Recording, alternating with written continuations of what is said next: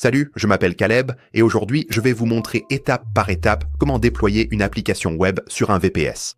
Si vous voulez mettre en ligne quelque chose que vous avez créé, comme un projet personnel, une API ou n'importe quelle application web, cette vidéo va vous guider du début à la fin. Le meilleur, c'est que ce tutoriel fonctionne pour n'importe quelle application web, qu'elle soit développée avec Node.js, Python ou tout autre framework. Pour commencer, nous allons configurer votre VPS avec un modèle qui inclut déjà le nécessaire pour déployer des applications. Puis, nous le connecterons à un nom de domaine et le sécuriserons pour sa sécurité et son accessibilité en ligne. Je vais vous montrer comment déployer une application web étape par étape. Et à la fin, vous aurez votre propre projet en ligne sur votre VPS prêt à l'emploi. Quelle est la première étape? Nous allons débuter par choisir une offre de VPS. J'ai mentionné tôt que nous pouvons utiliser un modèle prêt à l'emploi qui inclut le nécessaire pour déployer application. Et pour y accéder, j'utiliserai Hostinger. Hostinger rend vraiment le démarrage très facile. Les offres abordables, performance et stockage excellents pour applications web. Le modèle préconfiguré pour déploiement immédiat. Actuellement, 10% de réduction sur toute offre VPS Hostinger. Pour bénéficier de la réduction, cliquez sur le lien en description de la vidéo. C'est notre lien partenaire spécial, il vous garantit la meilleure offre disponible. Une fois cliqué, vous arriverez directement sur cette page. Cliquons sur « Obtenir l'offre » et cela va nous amener aux options de forfait VPS. Ici, je recommande d'opter pour le forfait KVM2. Celui-ci inclut 2 processeurs virtuels, 8 Go de RAM, 100 Go d'espace disque NVMe et 8 Teraoctets de bande passante.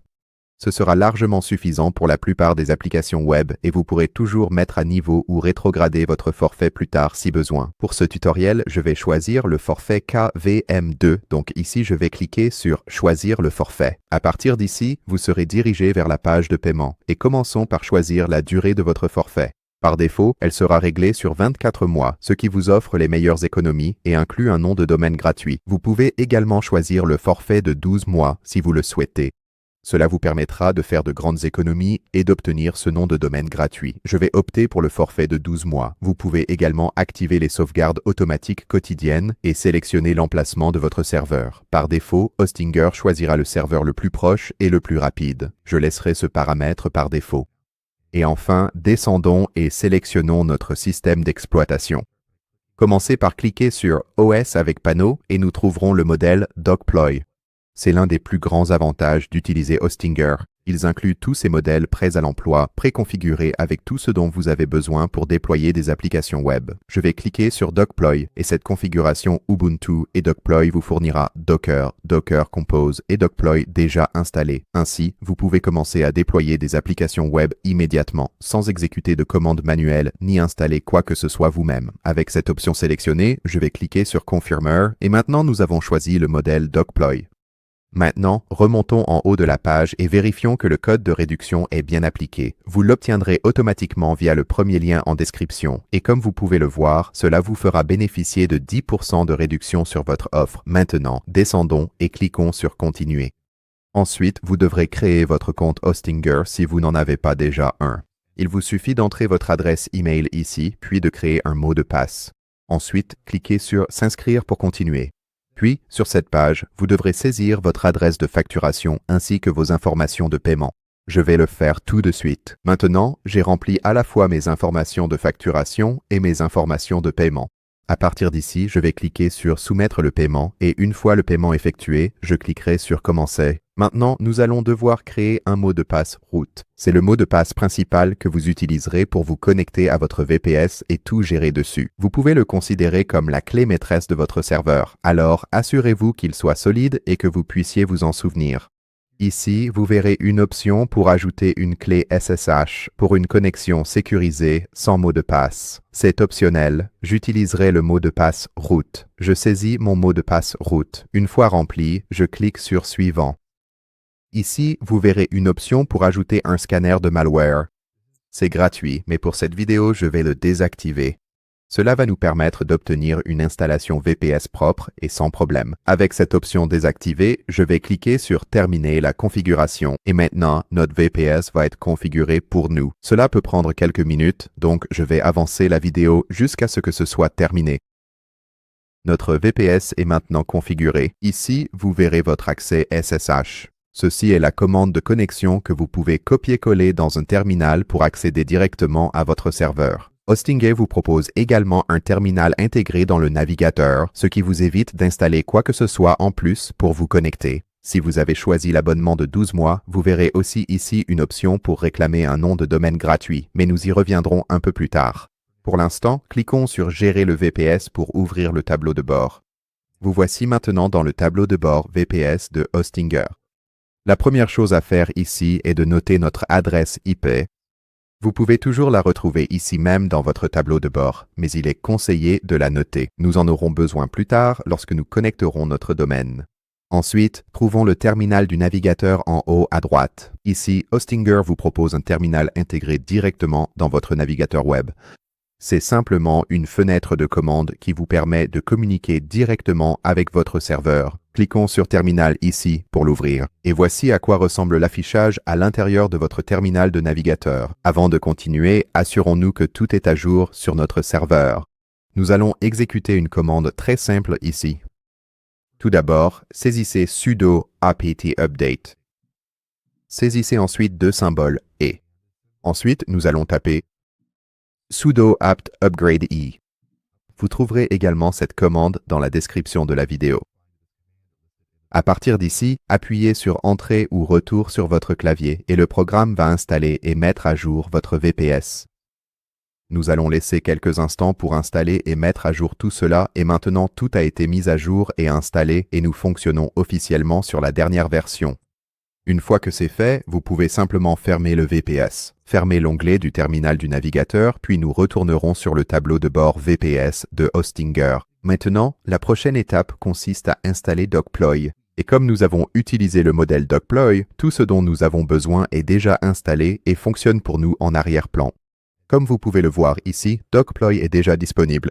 Tout ce que nous avons à faire, c'est d'aller en haut à droite et de cliquer sur Gérer le panneau. Cela va ouvrir la page de configuration de Dogploy. C'est ici que nous allons créer notre compte administrateur. Commencez par saisir un nom. Ensuite, entrez votre adresse email et créez un mot de passe.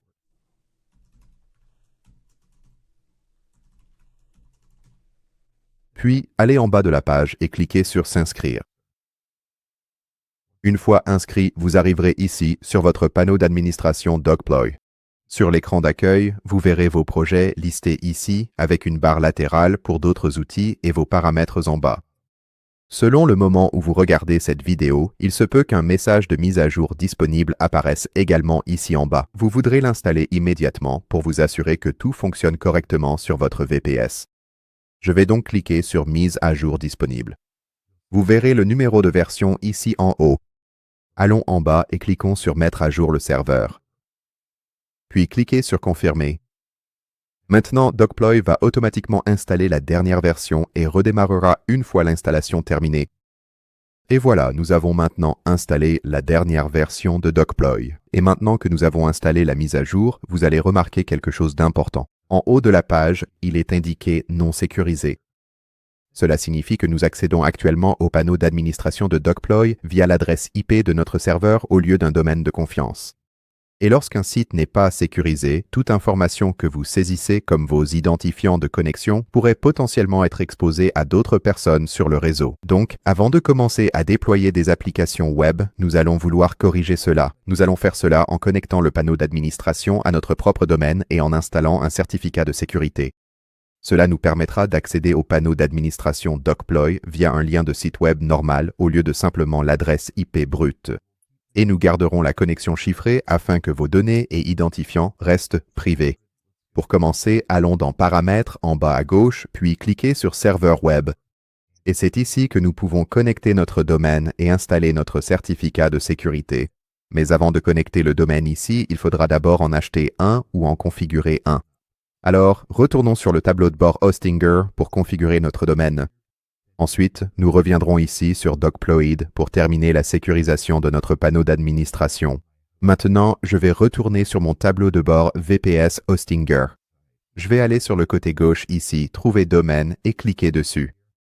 Cliquez sur Portefeuille de domaine. Ensuite, je vais faire défiler vers le bas et trouver l'option pour réclamer votre domaine gratuit. Ici, je vais cliquer sur Réclamer un domaine et je vais entrer mon nom de domaine ici. Je vais choisir Mi VPS Demo, cliquer sur Vérifier la disponibilité, et ce domaine est disponible et gratuit à utiliser.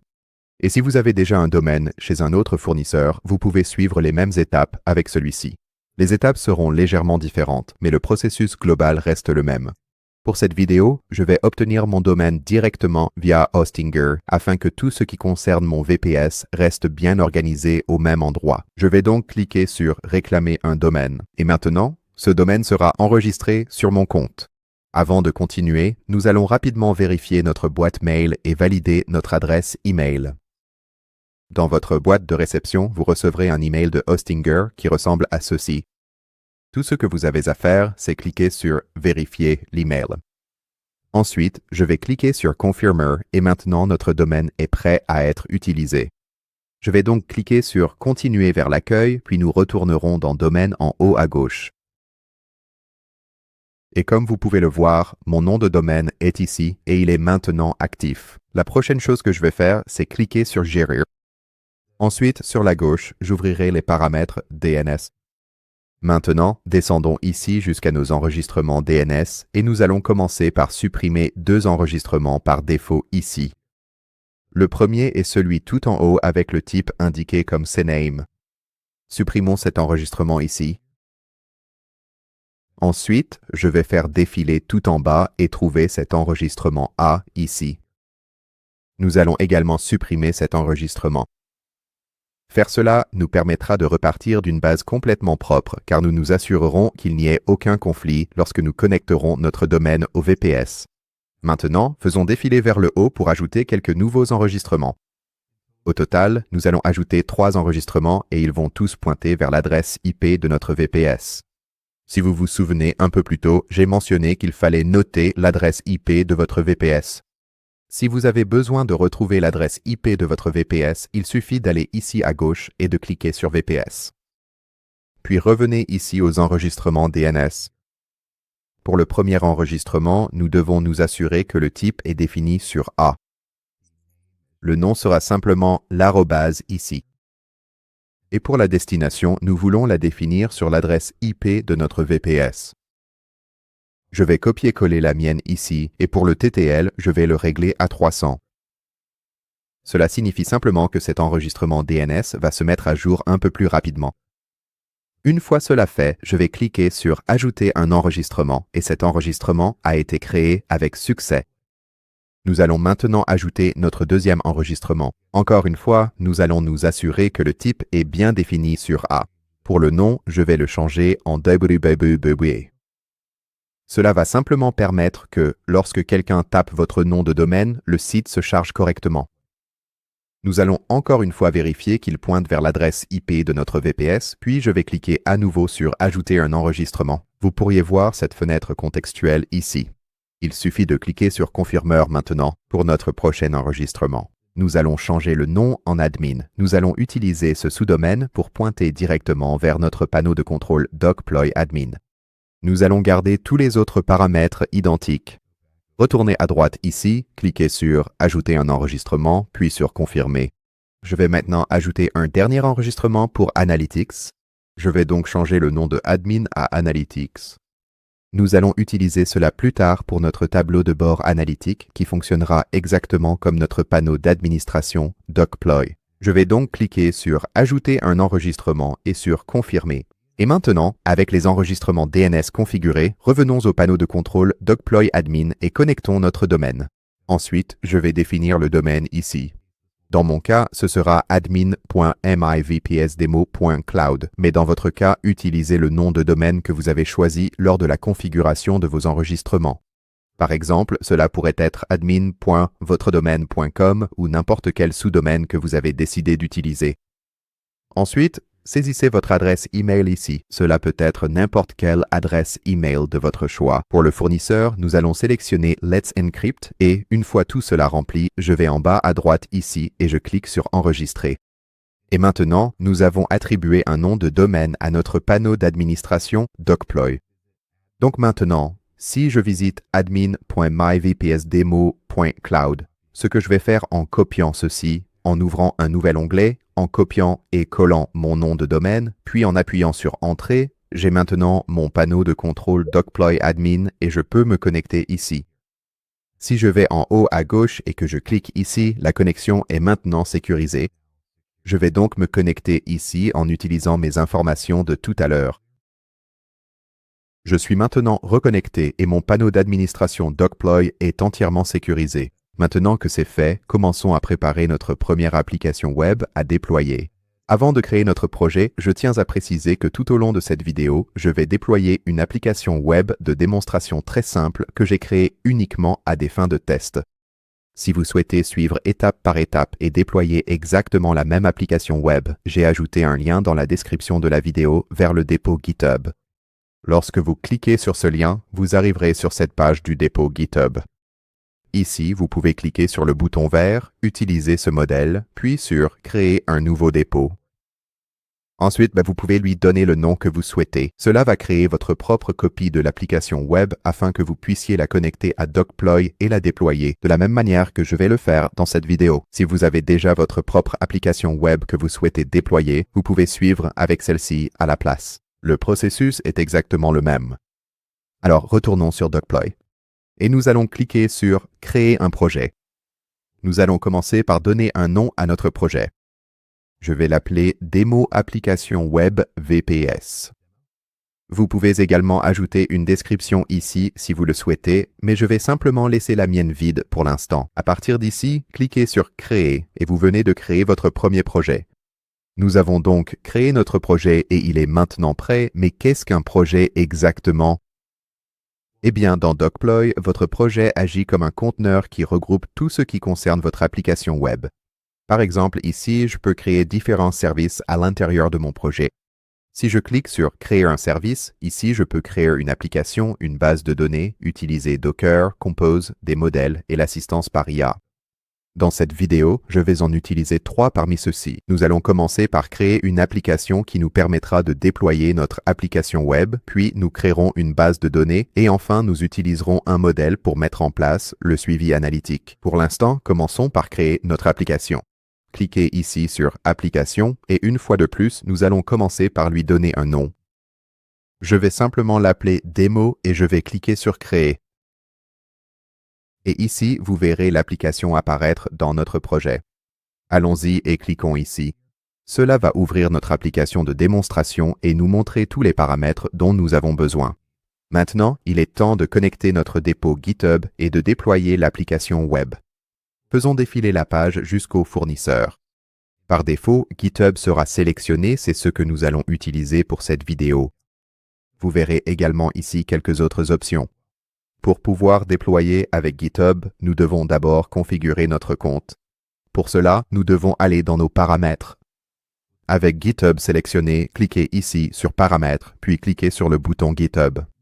Si vous faites partie d'une organisation, vous pouvez activer cette option ici. Je vais laisser cette option désactivée pour l'instant. À partir d'ici, cliquez sur Créer une application GitHub et comme je suis déjà connecté à mon compte GitHub, je n'aurai qu'à vérifier via mon adresse email. Cliquez sur « Vérifier par email » ou connectez-vous à votre compte GitHub ici et un code de vérification sera envoyé à mon adresse email. Copiez et collez le code de vérification reçu par email ici, puis cliquez sur « Vérifier ». Et ici, vous devrez donner un nom à votre application GitHub. Par défaut, Deploy en générera un automatiquement pour vous ici et il est tout à fait correct de laisser ce nom tel quel. Ce nom sert principalement à identifier la connexion entre Deploy et votre compte GitHub.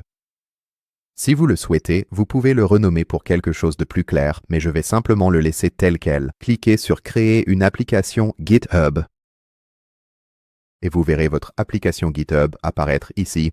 Vous remarquerez ce bouton ici qui indique « Action requise ». Pour finaliser la connexion entre Deploy et votre application GitHub, cliquez sur ce bouton ici.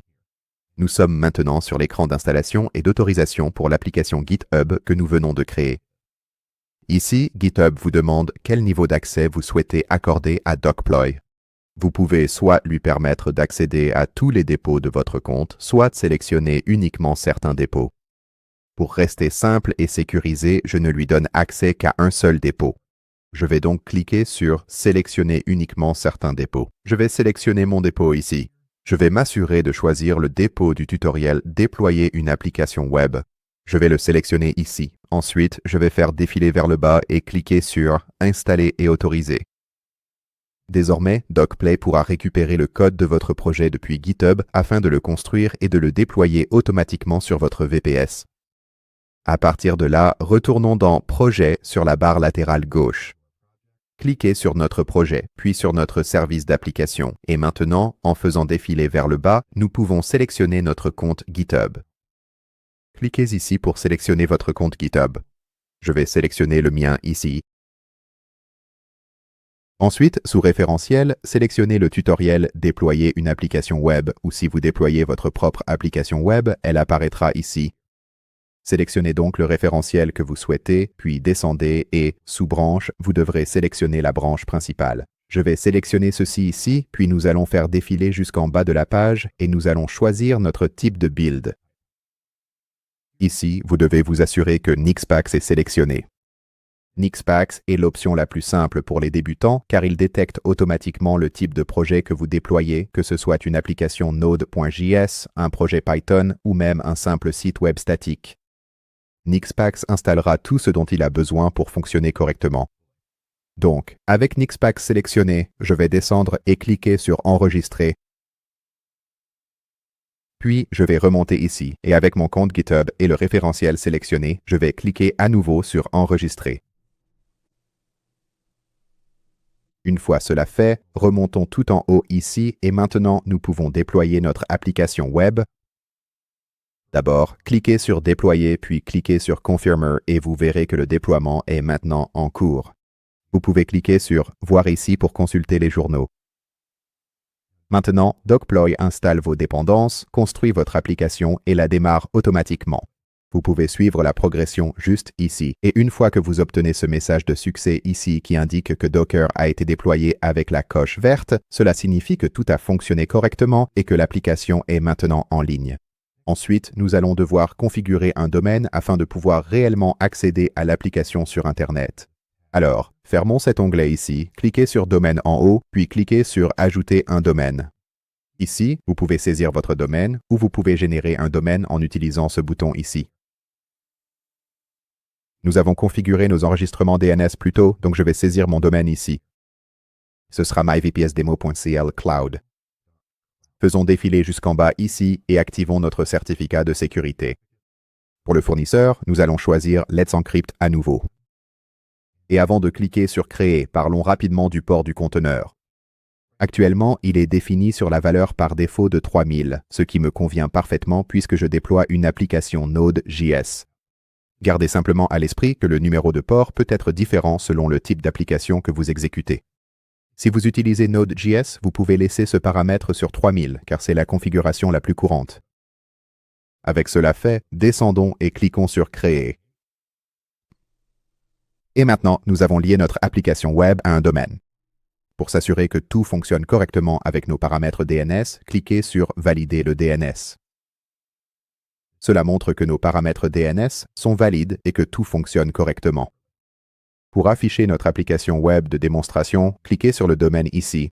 Et si tout s'est bien passé, votre application web devrait se charger ici même dans votre navigateur. Cette application web de démonstration que j'ai créée sert d'environnement de test.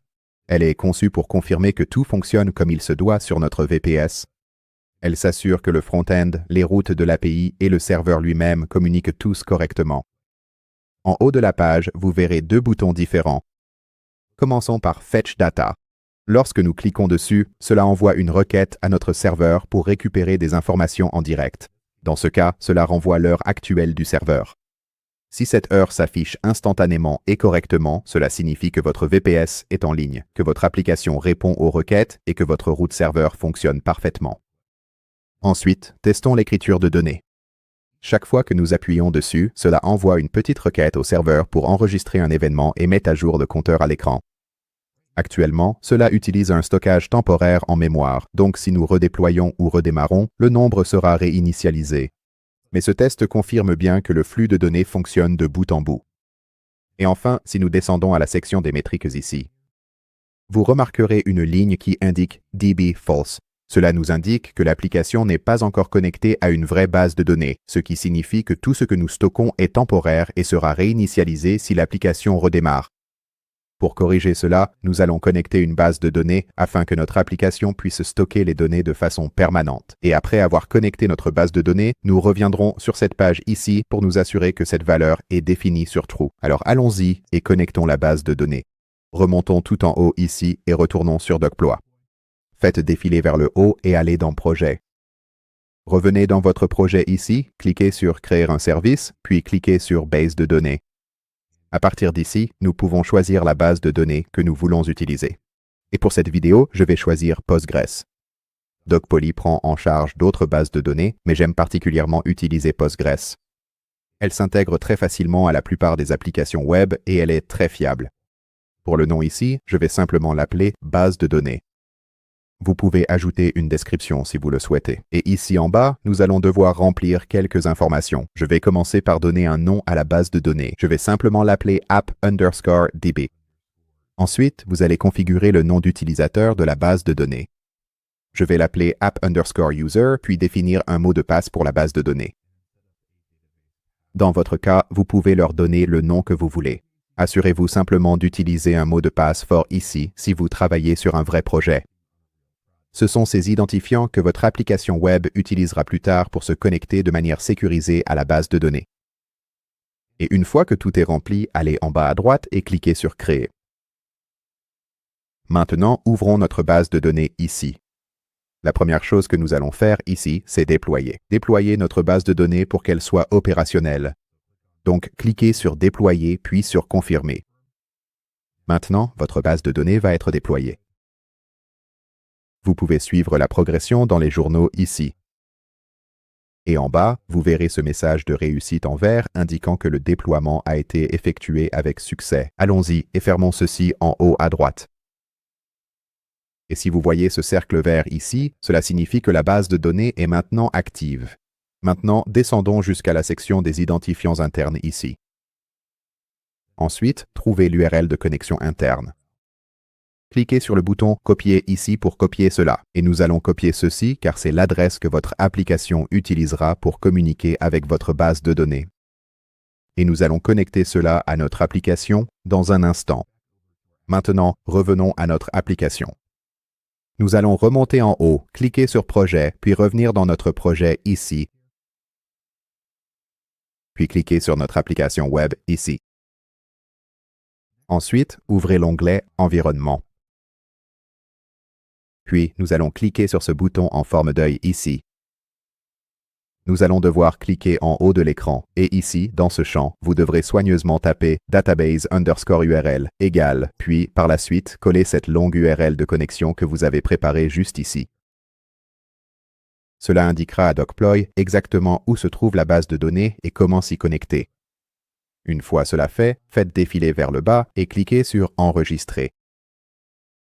Maintenant, pour nous assurer que les modifications soient bien prises en compte, allons dans l'onglet Général ici.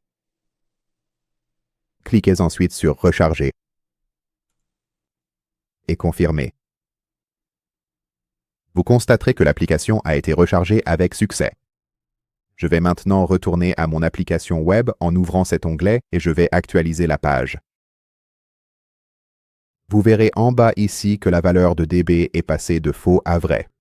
Cela signifie que nous avons maintenant une base de données active. Désormais, toutes les données saisies sur cette application web seront stockées de façon permanente. Passons maintenant à l'étape suivante et ajoutons le suivi analytique afin de pouvoir réellement voir ce qui se passe lorsque des personnes visitent notre application web. Revenons en haut sur Deploy en ouvrant notre onglet. Revenons au projet. Ouvrons notre projet ici, puis allons en haut à droite. Et cliquez sur Créer un service, descendez et trouvez modèle, puis nous allons chercher un modèle ici. Allez-y et tapez Umami. Vous chercherez ceci ici, puis descendez et cliquez sur Créer, puis sur Confirmer. Et nous allons cliquer sur Umami ici. Maintenant, la première chose à faire ici est de cliquer sur Déployer pour le lancer, exactement comme nous l'avons fait avec notre base de données, donc cliquez sur Déployer, puis sur Confirmer. Et nous pouvons consulter les journaux comme nous l'avons fait précédemment pour voir comment tout se passe. Laissez un instant pour que cela se charge. Et ici, vous pouvez voir que tout a été effectué avec succès. Fermons les journaux ici. Ensuite, vous voudrez aller dans l'onglet Domaine ici. Et ici, vous verrez que Deploy génère automatiquement un domaine pour Umami. Mais comme nous avons déjà configuré notre propre sous-domaine de suivi analytique plus tôt, nous allons utiliser celui-ci à la place. Donc, cliquons sur Modifier et ici, je vais saisir analytics.myvpsdemo.cloud. Ensuite, faites défiler vers le bas et trouvez votre certificat de sécurité ici. Nous allons activer cette option. Assurez-vous que Let's Encrypt est sélectionné et cliquez sur Mettre à jour. Maintenant, il faudra quelques minutes pour que les modifications soient prises en compte. Mais une fois que ce sera fait, Umami fonctionnera de manière sécurisée ici sur mon sous-domaine de suivi Analytics et il sera alors prêt à être relié à notre application web. Ici, cliquons sur Valider le DNS pour nous assurer que tout fonctionne correctement et il est indiqué DNS valide, ce qui signifie que tout est prêt. Je vais donc cliquer sur le domaine ici pour accéder au tableau de bord Umami et ici, vous devrez vous connecter en utilisant les identifiants par défaut. Le nom d'utilisateur sera admin et pour le mot de passe, vous devrez taper Umami. Et vous pourrez changer le mot de passe dans un instant. Cliquons sur Connexion ici. Et maintenant, nous sommes connectés à notre tableau de bord Umami. Pour changer votre mot de passe, allez en haut à droite et cliquez sur cette icône ici. Cliquez sur Profil, puis vous pouvez cliquer sur Changer le mot de passe. Je vais passer cette étape pour l'instant. À partir d'ici, nous devons ajouter notre site web. Allez en haut et cliquez sur les paramètres. Cliquez sur Ajouter un site web. Commencez par lui donner un nom. Je vais simplement l'appeler VPS Demo. Ensuite, ici, indiquez votre domaine. Dans mon cas, c'est myvpsdemo.cloud. Une fois ces informations saisies, je vais cliquer sur Enregistrer. Nous allons maintenant devoir copier le code de suivi pour ce site web. Vous pouvez trouver le code de suivi en cliquant sur Modifier à côté du site web. Allez en haut et cliquez sur Code de suivi. Ensuite, je vais sélectionner ceci ici et puis le copier. Maintenant, la prochaine chose à faire est de passer à votre dépôt GitHub. J'ouvre mon onglet GitHub ici et depuis la page principale de mon dépôt GitHub, je vais ajouter le suivi analytique au site web. Le code de suivi devra être placé dans la section Head des pages. C'est la partie d'une page HTML qui charge les paramètres et les scripts avant que le contenu n'apparaisse. D'abord, je dois ouvrir le fichier qui contrôle ma page principale. Dans ce projet, il se trouve dans le dossier public. Et ensuite à l'intérieur de index.html. Selon l'application web que vous développez, cela peut être légèrement différent. Les types de fichiers courants où vous pouvez trouver la section Head incluent index.html, app.html ou layout.html. Dans mon cas, je vais l'ouvrir ici dans index.html et vous trouverez la section Head juste ici en haut. Elle commence à la ligne 3 et se termine à la ligne 18. Et vous verrez ici qu'il y a un texte d'espace réservé qui nous indique que nous devons coller le lien de suivi Umami juste ici. Alors allons-y et modifions le code ici dans GitHub. Pour modifier le code, allez en haut à droite et cliquez sur cette icône en forme de crayon. Ensuite, je vais sélectionner le texte d'espace réservé ici et simplement coller ce lien de suivi. Vous verrez qu'il s'affiche juste ici. Une fois cela fait, je vais aller en haut à droite et cliquer sur Commit Changes. Je vais m'assurer que la modification est bien enregistrée directement sur la branche principale, puis cliquer à nouveau sur Commit Changes. Maintenant que j'ai validé ce changement, Deploy va en fait détecter automatiquement la mise à jour et redéployer. Pour m'assurer que tout fonctionne, je vais retourner sur Umami, cliquer sur l'onglet ici en haut, puis je cliquerai sur View. Maintenant, je vais retourner sur mon application web et je vais simplement actualiser la page. Maintenant, si nous retournons sur Umami, actualisons à nouveau la page ici. Nous pouvons voir maintenant qu'il suit correctement les vues de page. Et voilà, vous avez déployé une application web, ajouté une base de données et intégré le suivi analytique à votre application web. Tout à l'heure, il y a un instant, lorsque j'ai ajouté le code de suivi analytique et que j'ai validé les modifications sur GitHub, j'ai mentionné que Deploy avait automatiquement redéployé mon application web sans que j'aie besoin de faire quoi que ce soit. Maintenant, laissez-moi vous montrer rapidement comment vous assurer que cela fonctionne aussi de votre côté. Je vais donc retourner sur Deploy ici, revenir à mon projet, cliquer sur mon projet et ouvrir mon application web ici. Juste ici, vous verrez une option pour le déploiement automatique. Assurez-vous que cette option est activée. Désormais, chaque fois que vous apportez des modifications à votre code sur GitHub et que vous validez ces changements, votre application web sur Deploy sera automatiquement redéployée avec le nouveau code.